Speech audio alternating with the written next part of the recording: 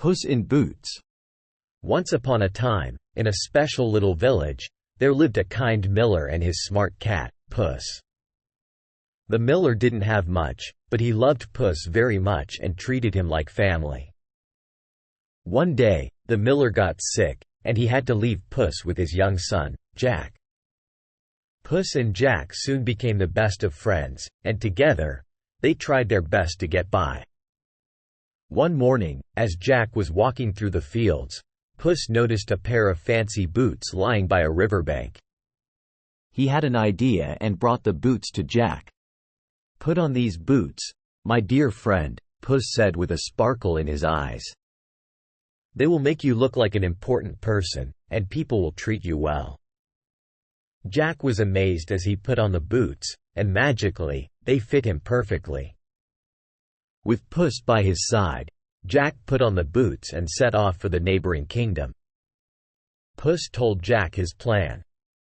"We will visit the king's castle, and I will tell him that you are the Marquis of Carabas, a great and noble lord." Jack was unsure, but he trusted Puss's cleverness.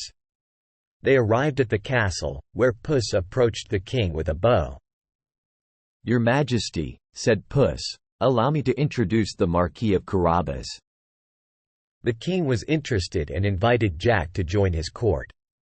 Puss whispered to Jack, telling him to bow and speak nicely. As days passed, Jack, now the Marquis of Carabas, became a favorite of the king. Puss's wit and charm impressed everyone, and the kingdom admired Jack's new title. One day, Puss heard the king's carriage coming near a big wheat field.